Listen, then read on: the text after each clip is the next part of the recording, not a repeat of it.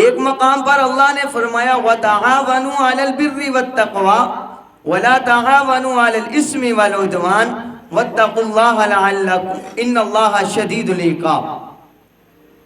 یہاں پر مومنین کو متوجہ کرتے ہوئے اللہ نے فرمایا کہ مومن بندہ وہ ہوتا ہے جو مسلمان دوسرے مسلمان کے ساتھ تعاون کرے، مدد کرے، ہمدردی کرے۔ کس چیز میں؟ فرمایا علی البر، نیکی میں، والتقوی، اور تقوی کے اندر۔ اور ساتھ ہی اللہ نے یہ فرمایا مومن جو ہوتا ہے یا مسلمان جو ہوتا ہے وَلَا تَعَاوَنُوا عَلَى الْإِثْمِ وَالْعُدْوَانِ، وہ کبھی بھی گناہ میں اور ظلم کے ساتھ تعاون اور مدد نہیں کیا کرتا۔ اور آگے اللہ نے فرمایا وَاتَّقُوا اللَّهَ، ہمیشہ اللہ سے ڈرو، لا ان اللہ شدید العقاب، بے شک اللہ تعالی سخت عذاب دینے والا ہے۔ تو اس آیت کے مد نظر رکھتے ہوئے کہ مومن وہ ہے، مومن کو اللہ نے آرڈر یہ دیا ہے، حکم یہ دیا ہے کہ مومن ہمیشہ نیکی میں اور تقوی میں دوسروں کی مدد کرو، نہ کہ کسی کے ساتھ ظلم، اور تعاونوا علی الاسم، گناہ میں اور ظلم میں کسی کے ساتھ مدد اور تعاون نہ کرو۔ آج ہمارا حال یہ ہے کہ ہم نیکی ہو تو ہم بھاگ جاتے ہیں، مسلمان کے ساتھ مدد کے ساتھ نہیں کھڑے ہوتے۔ علی الاسم والعدوان، جہاں گناہ کا اگر کوئی ہمارے ساتھ تذکرہ کرے، ہم سے مشورہ لے کہ یار میں یہ فلاں گناہ کرنا چاہتا ہوں، تو ہم اس کی پوری مدد کرتے ہیں۔ اگر کوئی نیکی کی مشورہ کرے کہ میں یہ نیکی کرنا چاہتا ہوں، اور اسی طرح جہاں اللہ نے یہ فرمایا تعاونوا علی البر والتقوی، یا تقوی کے بارے میں کوئی مشورہ کرے تو ہم اس کو مشورہ دینے سے پرہیز کرتے ہیں۔ اور جو گناہ کا مشورہ لے، جو کسی کے ساتھ ظلم کرنے کا مشورہ لے، تو ہم اس کو مشورہ دینے کے لیے تیار ہوتے ہیں، اس کا ہاتھ پٹاتے ہیں۔ تو یہاں اللہ قرآن میں فرماتا ہے کہ مومن تو وہ ہے کہ جو کسی کے ساتھ ظلم نہیں کرتا، کسی کے ساتھ زیادتی نہیں کرتا، کسی کو نقصان نہیں دیتا، اور مومن وہ ہوتا ہے جو نیکی اور تقوی مدد کرواتا ہے۔ تو میرے بھائیوں، اللہ کے نبی علیہ السلام نے فرمایا الدین نصیحہ، دین خیر خواہی ہے، دین ہمدردی کا نام ہے، دین احسان اور قربانی کا نام ہے، دین انسان کے ساتھ ہمیشہ خیر خواہی کے کام کرنے کا نام ہے۔ تو اللہ کے نبی علیہ السلام نے ایک مقام پہ فرمایا، حضرت ابو موسیٰ رضی اللہ تعالی عنہ اس حدیث کے راوی ہیں، وہ فرماتے ہیں المؤمن للمؤمن کالبنیان، مومن مومن کے لیے بنیاد عمارت کی طرح ہے۔ اور آگے فرمایا یشد بعضہ بعضا ثم شبک بین اصابعہ، فرمایا کہ جس طرح ایک عمارت ہے، عمارت کی مانند ایک مومن مومن کے لیے ہوتا ہے۔ کیسے؟ فرمایا کہ عمارت اس کا ایک حصہ دوسرے حصے کا سہارا بنتا ہے تو عمارت کھڑی ہوتی ہے۔ اب یہ چار دیواریں بنے گی تو کمرہ کھڑا ہوگا، ان میں سے کوئی ایک دیوار کسی کا سہارا نہ بنتی تو یہ عمارت، یہ کمرہ کبھی نہ کھڑا ہوتا۔ تو اللہ کے نبی نے یہاں فرمایا کہ مومن مومن کے لیے عمارت کی مانند ہے، کہ جس طرح عمارت کا ہر حصہ اس کے کام آتا ہے، اسی طرح مومن مومن کے لیے کام آتا ہے۔ یہ اسی کا نام خیر خواہی ہوا کرتا ہے کہ الدین نصیحہ، کہ دین خیر خواہی کا نام ہے۔ وہ کیسے؟ ایک احادیث میں اللہ کے نبی علیہ السلام نے فرمایا المسلم کرجل واحد ان اشتکا عینہ اشتکا کلہ وان اشتکا رأسہ وان اشتکا کلہ۔ اللہ کے نبی علیہ السلام نے فرمایا مسلمان بندے ایک فرد واحد کی طرح ہیں، کہ مسلمان اس طرح ہے کہ ایک مومن کی آنکھ میں درد ہو، فرمایا اس کا پورا جسم درد کرتا ہے۔ ایک مومن کے سر میں درد ہو، فرمایا اس کا پورا جسم درد کرتا ہے۔ اسی طرح مومن مومن کی طرح ہے، فرمایا کہ جب ایک مومن کو تکلیف ہو تو دوسرے مومن کو بھی تکلیف ہونی چاہیے. اگر ایک مومن کو تکلیف ہے دوسرے مومن کو تکلیف نہیں تو یاد رکھنا اس کے ایمان کی کمزوری تو ہو سکتی ہے. ایمان کامل وہ ہو ہے کہ ہمیں تکلیف ہو، درد ہو، تکلیف محسوس ہو کہ یار یہ میرا ہمسایہ ہے، یہ میرے گلی محلے میں رہنے والا ہے، اس کو فلاں میری وجہ سے تکلیف ہو رہی ہے، فلاں درد ہو رہا ہے. اللہ کے نبی نے فرمایا وہی مومن ہے جس کو تکلیف بھی کسی کی محسوس ہو، کسی کا درد بھی محسوس ہو. اسی لیے تو نبی علیہ السلام نے مومن کو آنکھ کی طرح کہا، سر کی طرح کہا کہ مومن کے جسم میں جب درد ہوگی، آنکھ میں درد ہوگی تو پورے جسم میں درد ہوتی ہے. آپ دیکھیں ایک جسم میں کانٹا چبھ جائے، کانٹا جب جسم میں چبھتا ہے پورا جسم تکلیف محسوس کرتا ہے. ہم چلنا گوارا نہیں کرتے حالانکہ پاؤں میں کانٹا چبھا ہے، انسان کیوں نہیں چلتا؟ اب دماغ تک تکلیف جاتی ہے، اس کو تکلیف محسوس ہوتی ہے. اسی طرح انسان کو، مومن کو، مسلمان کو دوسرے مسلمان کی بھی تکلیف محسوس ہونی چاہیے. جب اس کو تکلیف آئے تو اس کو بھی تکلیف آنی چاہیے. میرے بھائی اسی کا نام دین ہے. اسی کے بارے میں اللہ کے نبی نے فرمایا الدین نصیحہ، کہ یہی خیر خواہی کا نام دین ہے، یہی خیر خواہی ہے. اور اللہ کے نبی علیہ السلام نے فرمایا لا یرحم اللہ من لا یرحم الناس. فرمایا اگر تم لوگوں پر رحم نہیں کرو گے اللہ تم پر بھی رحم نہیں کرے گا. یہ اللہ کے نبی کا فرمان ہے، کسی مولوی کا نہیں، کسی مفتی کا نہیں ہے، کسی چودھری کا نہیں. میرے بھائی یہ اللہ کے نبی کا فرمان ہے. میرا اللہ کا نبی فرما رہا ہے لا یرحم اللہ من لا یرحم الناس. اگر تم لوگوں پر رحم کرو گے اللہ تم پر رحم کرے گا، اگر تم لوگوں پر رحم نہیں کرو گے تو اللہ بھی تم پر رحم نہیں کرے گا. اور اسی طرح اللہ کے نبی علیہ السلام نے فرمایا حق المسلم علی المسلم خمس. فرمایا ایک مسلمان کے دوسرے مسلمان پر 5 حق ہیں. 5 حق ہیں. حقوق تو بہت زیادہ ہیں لیکن میرے نبی نے جو اس حدیث کے اندر بیان فرمائے وہ فرمایا کہ مسلمان کے مسلمان پر 5 حق ہیں. پہلا حق کیا ہے؟ فرمایا رد السلام. جب کوئی سلام پیش کرے اس کو سلام کا جواب دو. میرے بھائی آج مسلمان کو سلام نہیں کرتا. میرے پیغمبر کی یہ صفت نہیں تھی. میرے پیغمبر کی تو یہ صفت تھی.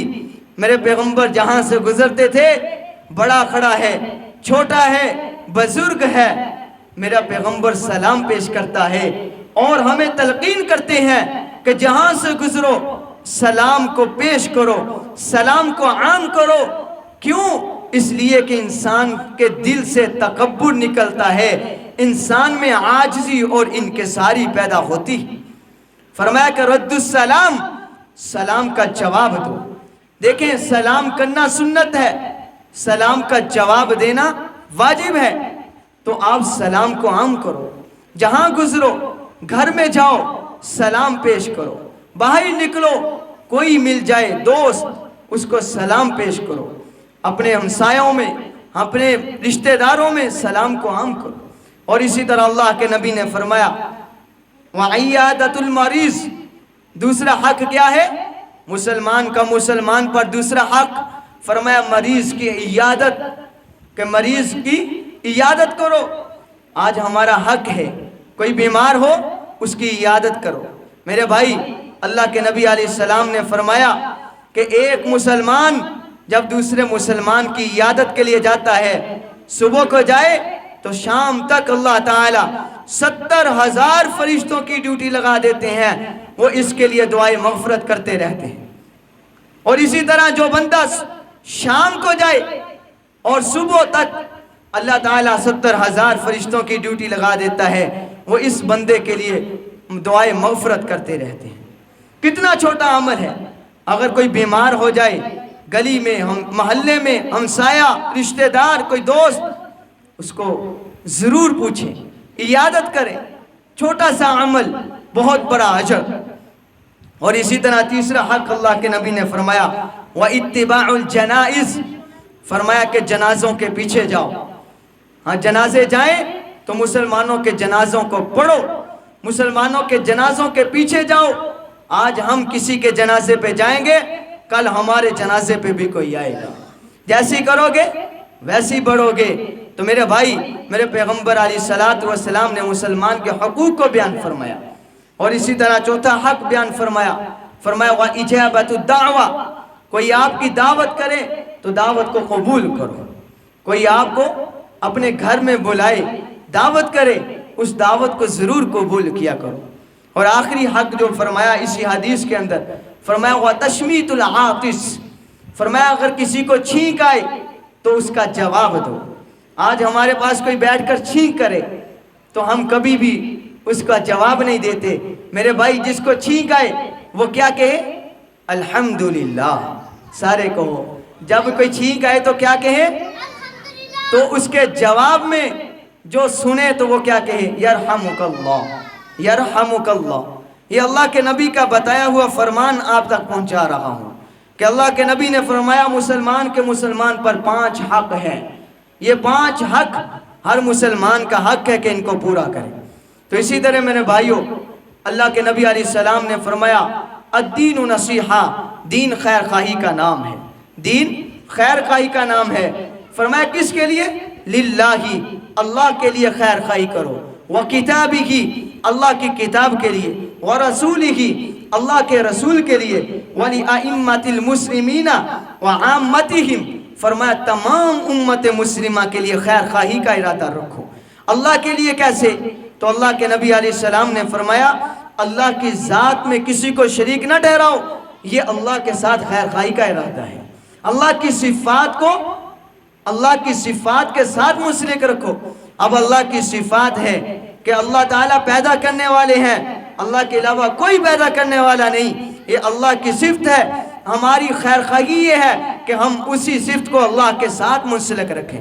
اور اسی طرح جتنی بھی اللہ کی ذات میں, اللہ کی صفات میں جتنی بھی صفات پائی جاتی ہیں ان کے ساتھ اپنا عقیدے کو پختہ رکھنا, یہی خیر خواہی کا نام ہے. اور دوسرے نمبر پہ فرمایا والی کتاب ہی, اللہ کی کتاب کے ساتھ خیر خواہی کرو. اللہ کی کتاب کے ساتھ خیر خواہی کیا ہے کہ اس کتاب کو بند کر کے گھر میں رکھنا یہ خیر خواہی نہیں ہے. میرے بھائی, اس کتاب کو کھولنا یہ خیر خواہی ہے. اس کتاب کو پڑھنا خیر خواہی ہے. کیا ہم آج قرآن مجید کے حقوق کو پورا کر رہے ہیں؟ کیا قرآن مجید اس مقصد کے لیے نازل نہیں ہوا کہ اللہ کے نبی پہ 1400 سال پہلے قرآن نازل ہوا؟ آج امت مسلمہ اس قرآن کو بند کر کے اپنے گھروں میں رکھ دے. قرآن اس مقصد کے لیے نازل نہیں ہوا تھا. قرآن تو اس مقصد کے لیے نازل ہوا تھا کہ امت مسلمہ کا ایک ایک فرد قرآن کی جہاں تلاوت کرے وہیں اس قرآن پر عمل کرنے والا بھی بنے. قرآن کے ساتھ خیر خواہی کا نام یہ ہے. قرآن کے ساتھ خیر خواہی یہ ہے کہ ہم قرآن پڑھنے والے جو لوگ ہیں, قرآن پڑھانے والے جو لوگ ہیں, ہم ان کے ساتھ خیر خواہی کا ارادہ رکھیں. یہ قرآن کے ساتھ خیر خواہی کا ارادہ ہے. اور اسی طرح فرمایا ولی رسولہ, اللہ کے نبی کے ساتھ خیر خواہی کا ارادہ رکھو. اللہ کے نبی کے ساتھ خیر خواہی کا ارادہ کیا ہے؟ فرمایا کہ تمہارا عقیدہ یہ ہونا چاہیے کہ اللہ کے نبی آخری نبی ہیں, ان کے بعد کوئی نبی نہیں آ سکتا. وہ ہمیں جو تعلیم, جو شریعت, جو احکام ہمیں دے کر گئے ہیں, ہم ان احکام پر عمل کریں. یہ اللہ کے نبی کے ساتھ خیر خواہی کا ارادہ ہے. جہاں اللہ کا نبی ہمیں بلائے ہم وہاں پہنچنے والے بنے, یہ اللہ کے نبی کے ساتھ خیر خواہی کا ارادہ ہے. اور آگے فرمایا وَلِأَئِمَّةِ الْمُسْلِمِينَ وَعَامَّتِهِمْ, ساری امت کے ساتھ خیر خواہی کا ارادہ رکھو. یہی خیر خواہی ہے, یہی دین ہے. الدین نصیحہ, خیر خواہی, دین نصیحت. یہ خیر خواہی یہ دین کے ساتھ ہی ہے کہ اللہ کے نبی علیہ السلام, ایک عورت آئی آپ صلی اللہ علیہ وسلم کے پاس. آ کر اس عورت نے کہا یا رسول اللہ, یہ میں نے اپنے ہاتھ سے چادر بنائی, بہت خوبصورت چادر ہے, میرا دل یہ چاہتا ہے کہ یہ تحفے میں آپ کو دوں. تو آپ صلی اللہ علیہ وسلم نے اس تحفے کو قبول کیا. جب آپ صلی اللہ علیہ وسلم نے اس چادر کو قبول کیا اور ایزار کی حالت میں آپ نے اپنے اوپر لے لیا, اب آپ صلی اللہ علیہ وسلم اس چادر کو لے کر, ابھی آپ کو ضرورت بھی ہے, آپ کے پاس چادر وہ ضرورت کے لیے تھی, آپ نے اپنے اوپر لی ہوئی ہے، صحابہ اکرام کے پاس آ گئے۔ جب صحابہ کے پاس آئے تو ایک صحابی نے کہا یا رسول اللہ دل چاہتا ہے کہ یہ چادر آپ مجھے دے دیں۔ تو رسول اللہ صلی اللہ علیہ وسلم نے چادر اتاری اور اس کو تحفے میں دے دی۔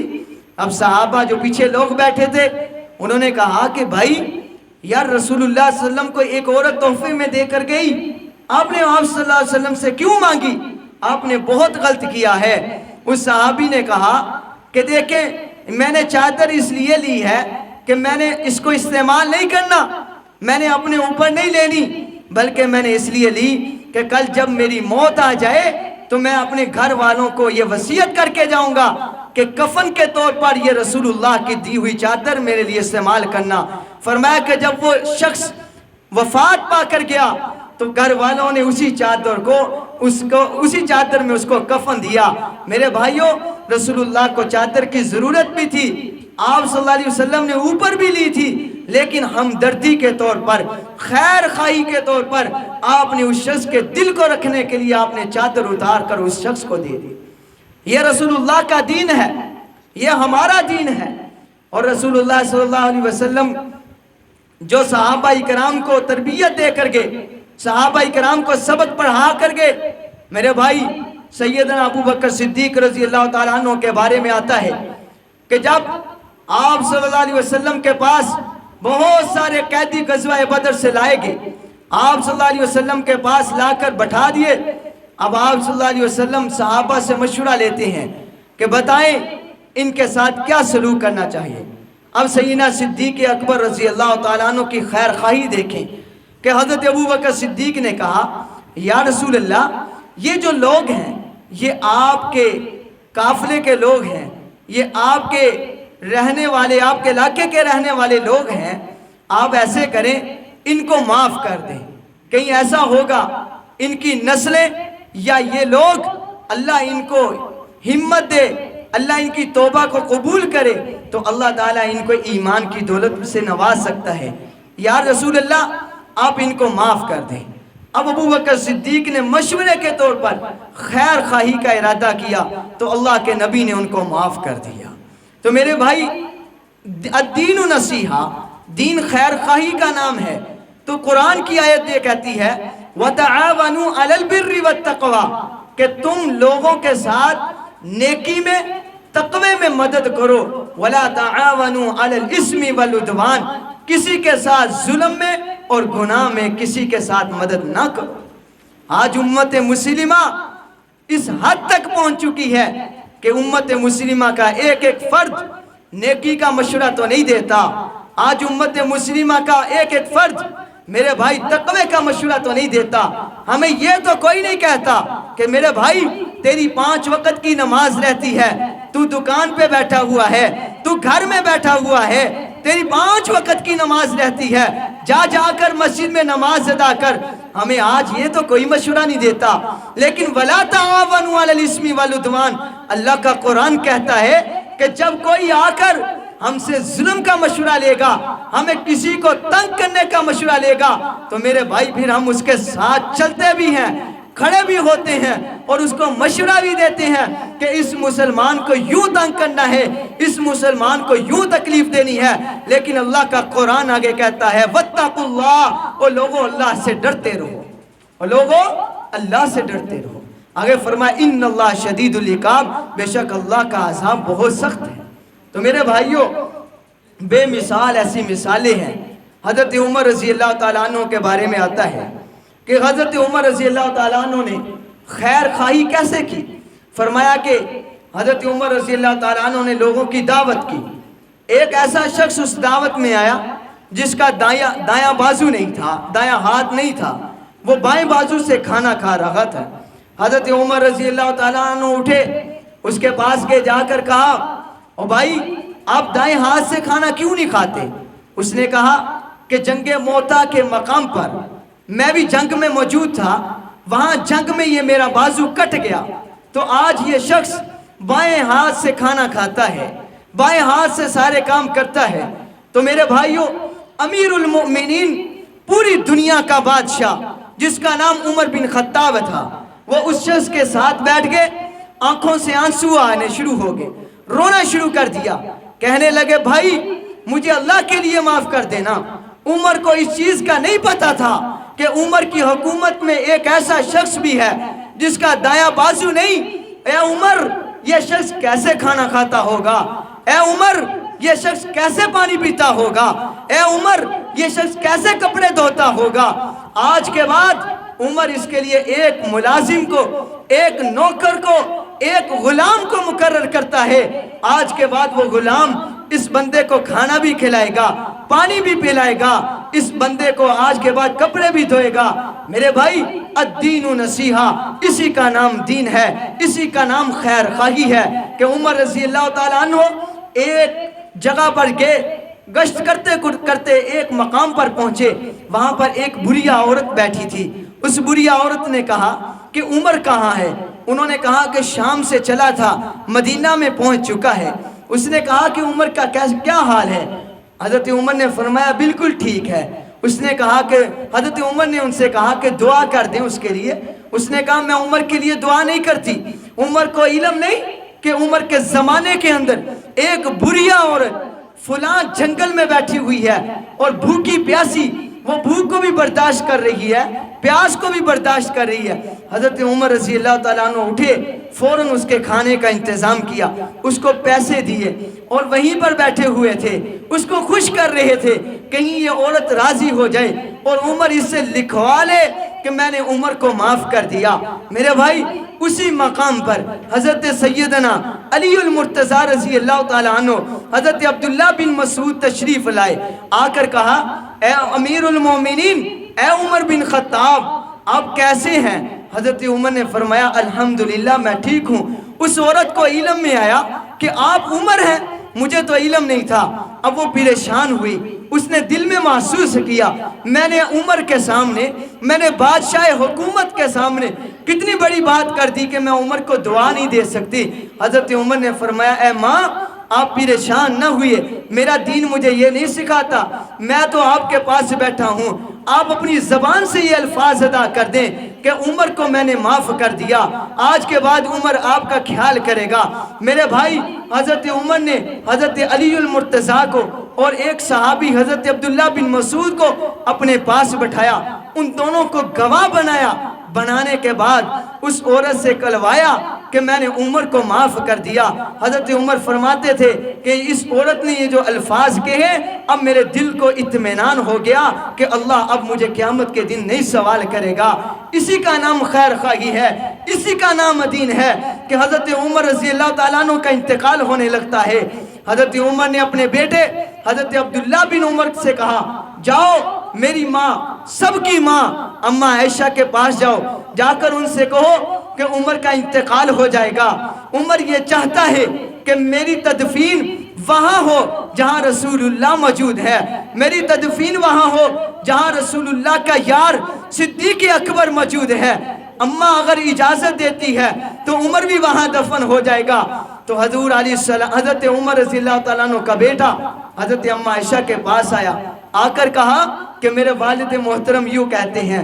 اماں عائشہ رضی اللہ تعالیٰ عنہ نے خیر خواہی کا اظہار کرتے ہوئے میرے دوستو اماں عائشہ کہتی ہیں وہ جگہ تو میں نے اپنے لیے رکھی تھی لیکن اب عمر رضی اللہ تعالیٰ عنہ نے پیغام بھیجا ہے، اب میں وہ جگہ عمر کے لیے وقف کرتی ہوں. اسی کا نام الدین النصیحہ کہ دین خیر خواہی کا نام ہے. حضرت اماں عائشہ نے خیر خواہی کا اظہار کرتے ہوئے کہا، جب عبداللہ بن عمر حضرت عمر کے پاس پہنچے آ کر کہا ابا جی اجازت مل گئی. حضرت عمر نے فرمایا نہیں، جب میرا انتقال ہو جائے دوبارہ اماں عائشہ کے پاس جانا، کہیں اماں عائشہ نے میری زندگی میں لاج رکھتے ہوئے نہ کہہ دیا ہو، دوبارہ جا کر سوال کرنا. میرے بھائی جب حضرت عمر کا انتقال ہوا حضرت عبداللہ بن عمر دوبارہ آئے، آ کر سوال کیا، اماں عائشہ نے دوبارہ اجازت دے دی. میرے بھائی الدین النصیحہ قرآن بھی کہتا ہے، اللہ کے نبی کا فرمان بھی کہتا ہے، ایک مسلمان دوسرے مسلمان کے لیے ایک آنکھ کی مانند ہے، ایک امارت کی مانند ہے. کہ ایک امارت سارے حصوں سے بن کر بنتی ہے. ایک دیوار چھت نہیں کھڑی ہو سکتی, 4 دیواریں ملیں گی تو چھت کھڑی ہوگی. اللہ کے نبی نے فرمایا مسلمان کے لیے عمارت کی طرح ہے کہ اگر ایک مسلمان کو تکلیف ہو تو دوسرے مسلمان کو بھی تکلیف ہونی چاہیے. اللہ کے نبی نے فرمایا کہ المسلمون، اللہ کے نبی نے فرمایا مسلمان ایک آنکھ کی مانند ہے کہ ایک مسلمان کی جسم میں آنکھ میں درد ہو، سر میں درد ہو، اس کا پورا جسم درد کرتا ہے. اسی طرح ایک مسلمان کو جب تکلیف ہو تو دوسرے مسلمان کو بھی تکلیف ہونی چاہیے. اللہ کا قرآن جو کہتا ہے وَتَعَاوَنُوا عَلَى الْبِرِّ وَالتَّقْوَى وَلَا تَعَاوَنُوا عَلَى الْإِثْمِ وَالْعُدْوَانِ. میرے بھائی اللہ کا قرآن کہتا ہے نیکی میں، تقوی میں دوسروں کی مدد کرو، گناہ کے اندر، ظلم کے اندر کسی کی مدد نہ کرو. آج ہمارا حال یہ ہو چکا ہے، میں نے پہلے بھی کہا اب بھی کہتا ہوں کہ میرے بھائی آج نیکی میں تو ہم کسی کی مدد نہیں کرتے، خیر خواہی میں ہم کسی کی مدد نہیں کرتے. کسی کو نہیں کہتے کہ بھائی تیری نماز رہتی ہے، بھائی تو نے کتنے مہینے قرآن نہیں کھولا، اور میرے بھائی تیرا بچہ کہاں جا رہا ہے. آج ہم یوں نہیں کہتے. اگر کوئی ہم سے ظلم کا مشورہ لے، آج ہم سے کوئی آ کر گناہ کا مشورہ لے، ہم اس کے ساتھ گناہ تک پہنچاتے ہیں، ظلم تک پہنچاتے ہیں، اس کی مدد کرتے ہیں. میرا اللہ کا قرآن کہتا ہے وَاتَّقُوا اللَّهَ، اور لوگوں اللہ سے ڈرتے رہو. ان اللہ شدید العقاب، بے شک اللہ کا عذاب بہت سخت ہے، اللہ کا عذاب بہت سخت ہے. تو میرے بھائیوں الدین النصیحہ، یہ دین نصیحت ہے، دین خیر خواہی کا نام ہے. صحابہ نے خیر خواہی کی، حضرت عثمان غنی نے خیر خواہی کی، کنواں خرید کر دے دیا، مسلمانوں نے وہاں سے پانی پیا. حضرت علی المرتضیٰ رضی اللہ تعالیٰ عنہ نے خیر خواہی کی. حضرت علی المرتضیٰ رضی اللہ تعالیٰ عنہ میں کتنی مرتبہ بتا چکا ہوں، گھر میں کھانا پکا رہے تھے، دروازہ کھٹکا. حضرت علی المرتضیٰ رضی اللہ تعالیٰ عنہ نے فوراً جو پکایا تھا وہ اٹھا کر دے دیا. دوسرا دن محنت کر کے آئے، جو پکایا دروازہ کھٹکا دے دیا. تیسرے دن پھر یوں ہی کیا. اللہ نے اتنی یہ بات پسند آئی، فرمایا وَيُطْعِمُونَ الطَّعَامَ عَلَىٰ حُبِّهِ مِسْكِينًا وَيَتِيمًا وَأَسِيرًا. جو کھانا کھلاتے ہیں اللہ ان سے بڑی محبت کرتا ہے. تو اسی طرح بے مثال ایسے واقعات ہیں. اللہ قرآن میں کہتا ہے وَيُؤْثِرُونَ عَلَىٰ أَنفُسِهِمْ وَلَوْ كَانَ بِهِمْ خَصَاصَةٌ. فرمایا کچھ لوگ ایسے ہوتے ہیں اپنی ذات کو، اپنے نفس کو پیچھے چھوڑ کر دوسروں کا خیال رکھتے ہیں. ایک صحابی کے بارے میں آتا ہے حضور علیہ السلام مجمع میں بیٹھے تھے. آپ نے فرمایا میرا مہمان آیا ہے، کوئی اس کی مدد کرے، اس کو کھانا کھلائے. اب کوئی صحابی نہیں اٹھا. ایک صحابی کھڑے ہوئے جن کا نام حضرت طلحہ تھا. انہوں نے کہا یا رسول اللہ آپ کا مہمان میں لے کر جاتا ہوں. اپنے گھر میں لائے، آ کر بیوی سے کہا بھی گھر میں کیا ہے؟ اس نے کہا اتنا کھانا ہے کہ بچے کھا سکتے ہیں اور سو سکتے ہیں. اس نے کہا کہ نہیں، بچوں کو کسی طریقے سے سلا دو، اللہ کے نبی کا مہمان آ چکا ہے، ہم نے وہ کھانا اس کو کھلانا ہے. تو میرے بھائی بچے سو گئے. اب کیا مشورہ ہوا؟ میاں بیوی کہتے ہیں کہ جب میاں نے کہا کہ جب مہمان بیٹھ جائے گا کھانا کھانے لگے گا، جو چراغ جل رہا ہوگا اس کو بجھا دینا. اب کھانا شروع کیا، بیوی نے اس چراغ کو بجھا دیا. اب جناب کھانا کھا رہے ہیں مہمان صاحب، اور میاں صاحب ویسے منہ ہلا رہے ہیں اور وہ سمجھ رہا ہے کہ یہ بھی کھا رہا ہے. میرے بھائی اسی کا نام خیر خواہی ہے، اسی کا نام خیر خواہی ہے. اس چیز کا نام خیر خواہی نہیں کہ ہم کسی کے ساتھ چلیں اور اس کو نقصان بھی دیں. اس چیز کا نام خیر خواہی نہیں. کتنا حضرت حمزہ رضی اللہ تعالیٰ عنہ شہید ہوئے، حضور علیہ السلام کے چچا تھے، کان بھی کاٹ دیے گئے، ناک بھی کاٹ دیا گیا.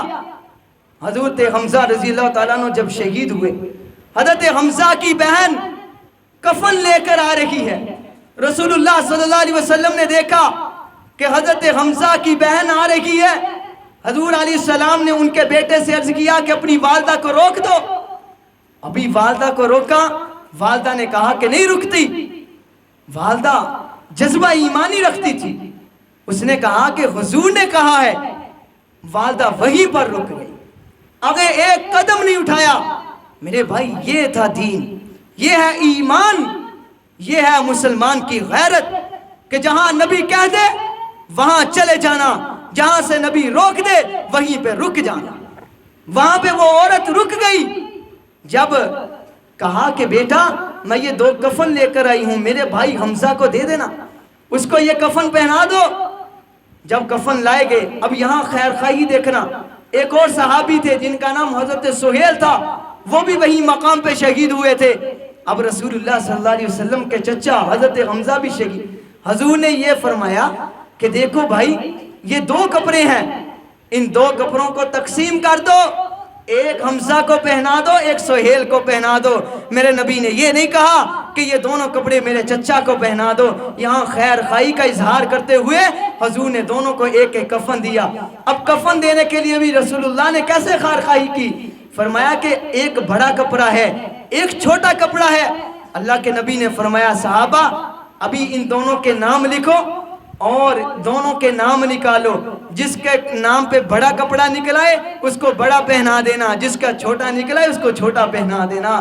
جب نام نکلا تو حضرت حمزہ کے نام پہ چھوٹا کپڑا نکلا اور دوسرے صحابی کے نام پہ بڑا نکلا. رسول اللہ صلی اللہ علیہ وسلم نے اپنی آنکھوں سے دیکھا میرے بھائیوں کہ جب حضرت حمزہ پر کپڑا دیا جا رہا تھا, حضرت حمزہ کا چہرے پہ تو کپڑا آتا ہے, پاؤں ننگے ہوتے تھے, جب پاؤں پہ کپڑا آتا تھا تو چہرہ ننگا ہوتا تھا. رسول اللہ نے فرمایا صحابہ میرے چچا کے چہرے پہ کپڑا دے دو, میرے چچا کے پاؤں پہ گھاس ڈال دو. حضرت حمزہ کو اسی حالت میں میرے بھائیوں دفن کیا گیا. یہ خیر خواہی ہے. آج مسلمان کہتا ہے میں خیر خواہی کر رہا ہوں. میرے بھائیوں اگر اس دنیا میں رہنا ہے, اگر تم نے دنیا بھی بنانی ہے اور آخرت بھی بنانی ہے تو پھر رسول اللہ کے نظام کے مطابق رسول اللہ کے ساتھ بھی خیر خواہی کرنا پڑے گی, اللہ کے ساتھ بھی خیر خواہی کرنا پڑے گی. اللہ کے ساتھ خیر خواہی یہ ہے کہ اللہ کو ایک ماننا پڑے گا, اس کے علاوہ کوئی نہیں ہے. اور رسول اللہ کے ساتھ خیر خواہی کرنا پڑے گی کہ اللہ کے نبی کو آخری نبی ماننا پڑے گا اور اللہ کے نبی کے ہر حکم پر عمل کرنا پڑے گا. اللہ کے کتاب کے ساتھ بھی خیر خواہی کرنا پڑے گی. وہ خیر خواہی یہ ہے کہ اس کو صبح کو بھی کھولنا پڑے گا, شام کو بھی کھولنا پڑے گا. اس کو جہاں پڑھنا ہوگا وہاں اس کے بنائے ہوئے اصولوں پر عمل بھی کرنا ہوگا. میرے بھائیوں اسی طرح پوری امت مسلمہ کے ساتھ بھی خیر خواہی کا ارادہ رکھو. اللہ تعالی ہمیں عمل کرنے کی توفیق عطا فرمائے, سنت ادا کریں.